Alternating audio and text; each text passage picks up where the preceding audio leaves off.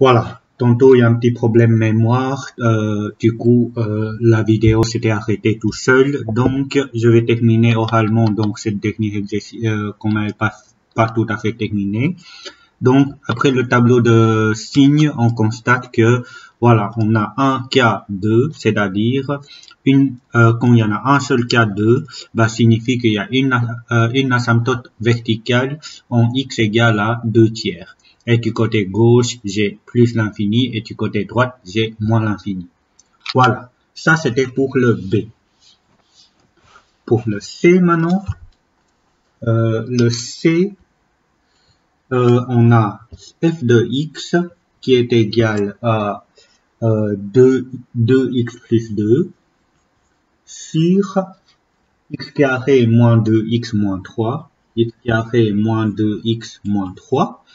Là, étape 1, on va commencer par condition d'existence, c'est-à-dire x carré moins 2x moins 3, il doit être différent que 0. Et là, on a un carré, du coup, on doit passer par delta qui est donné par moins b au carré, c'est-à-dire b carré, donc moins 2 au carré, moins 4 fois 1 fois moins 3. C'était bien ça, hein? Donc x carré, b carré, moins 4, oui, c'est bien ça. Donc, on va avoir 4 ici, et là, moins nous donnera plus, 3 fois 4 nous donne 12, et ça nous donne 16. Ce qui signifie que on va avoir x1, x2 qui est donné par moins b, c'est-à-dire 2, plus ou moins racine carrée de 16 qui vaut 4, sur 2 fois a, c'est-à-dire 2 fois 1, 2. Donc 2 plus 4, 6, divisé par 2, 3, 2 moins 4, moins 2, divisé par 2, moins 1. Du coup, le domaine de la fonction, c'était tous les réels sauf 3 et moins 1. Ok. Ensuite, on doit passer à l'étape 2 où il fallait chercher limite x tend vers, je vais commencer par le 3, 2x plus 2 sur x carré moins 2x moins 3. Je sais bien que quand je remplace par 3 en dessous, on va avoir 0 puisqu'on avait cherché des valeurs justement pour que ça soit différent que 0. Et 3 est une valeur qu'on ne peut pas prendre puisque ça donne 0. Et 2 fois 3, 6 plus 2, 8. On a K2. Ok. Là, on sait qu'on a une asymptote verticale en x égale à 3. Maintenant, il y a une deuxième valeur à calculer. Limite, x tend vers moins 1 de 2x plus 2 sur x carré moins 2x moins 3. Et là, quand je remplace par moins 1, je sais qu'en dessous d'office, je vais avoir 0. Au-dessus, 2 fois moins 2, ça nous donne moins, 2 fois moins 1, ça nous donne moins 2, plus 2, on va avoir 0. On est dans le cas 3. Donc, cas 3 signifie que pour continuer l'exercice, je dois encore faire la factorisation et simplification. Donc, au numérateur, pour factoriser, je peux mettre 2 en évidence. On va avoir x, 2 fois x plus 1. Et au dénominateur, je dois utiliser des racines. Donc, je sais que c'était x moins 3 fois x moins 1 plus 1. Et après simplification, quand je remplace par moins 1, au-dessus, je vais avoir 2. En dessous, je vais avoir moins 1, moins 3, moins 4. Et ça va nous donner moins 1 demi. Là, c'était K1. Du coup, on a une seule asymptote verticale en x égale à 3 et en x égale à moins 1. C'est vrai que c'est une valeur qu'on exclut du domaine, mais comme c'était K2, ce n'est pas une asymptote.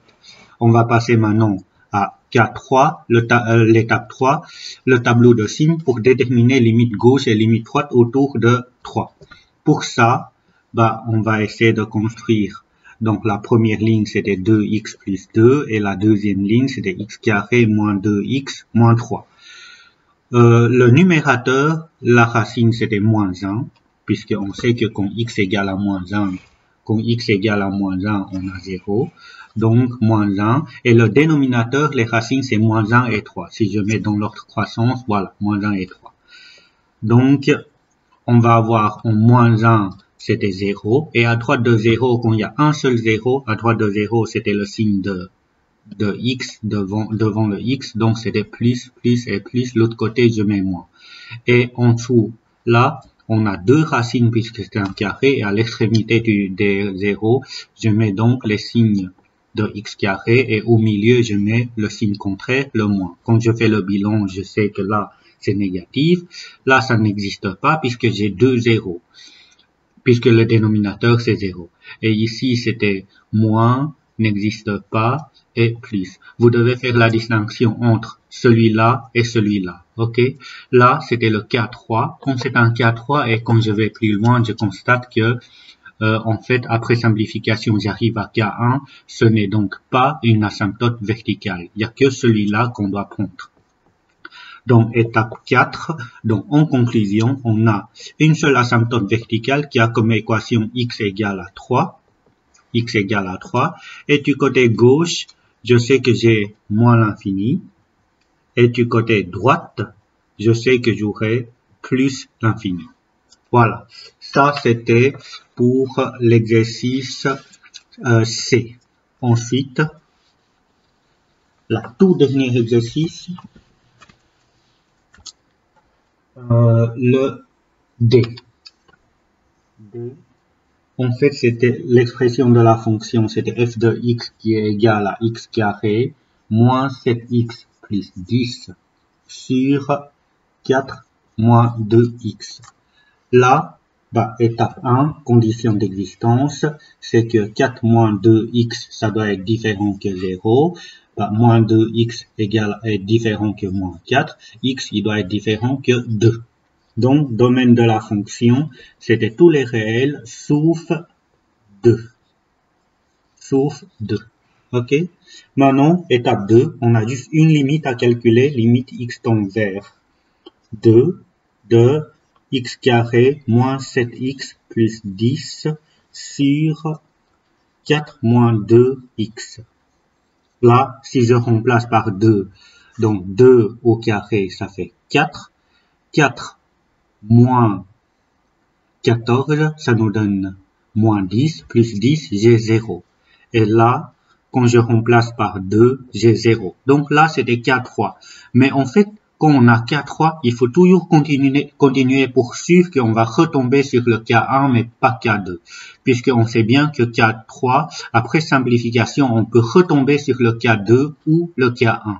Du coup, on doit chaque fois vérifier pour être sûr. Donc, pour vérifier ceci, on doit factoriser les expressions. D'abord, le numérateur, je vais noter ici. Donc, je sais que pour factoriser numérateur, je dois écrire ça comme x moins la première racine fois x plus moins la deuxième racine. On doit chercher donc delta qui est donné par moins 7 au carré, moins 4 fois 1 fois 10. Donc, on a 49 moins 40, ça nous donne 9. x1 et x2 sera donc moins b, c'est-à-dire 7, plus ou moins racine carrée de 9, c'est-à-dire 3, tout divisé par 1 fois 2 fois 1, 2. Et là, on aura donc 7 plus 3, 10, divisé par 2, 5. 7 moins 3, 4, divisé par 2, 2. Donc, on va avoir moins 2 et moins 5. OK? Ce qui signifie qu'on va avoir limite x tend vers 2. Le numérateur, ça sera donc x moins 2, x moins 5. Et là, au dénominateur, quand je mets x en évidence, j'aurai, on met 2 en évidence, j'aurai 2 fois 2 moins x. OK? Et là, on a x moins 2 et 2 moins x. Ici, il y a une petite astuce que vous devez faire attention, puisque ça, à la limite, je peux le réécrire de la manière suivante. Limite, x tend vers 2 de x moins 2. En fait, je peux changer l'ordre de 2 et de x. Mais là, il faut rajouter un signe moins. Pourquoi? Puisque si je mets moins là-dedans, j'aurai moins 2 et moins x, on aura x.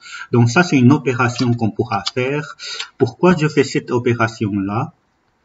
Puisque si je fais ça, je peux faire la simplification avec 2 moins x qui se trouve en dessous. Après simplification, je remplace par de nouveau 2. J'aurai moins 2 moins 5 sur 2 et ça me donne donc là moins 3 avec moins devant, 3 demi. On arrive à K1. Du coup là, qu'est-ce qu'on pourra dire de manière générale? On n'a pas besoin de faire le tableau de signes puisqu'on est dans le cas 1 et on peut dire qu'il n'y a pas de asymptote verticale. Ok, voilà, ça c'était pour la dernière exercice. Et ça sera tout pour cette semaine. Courage!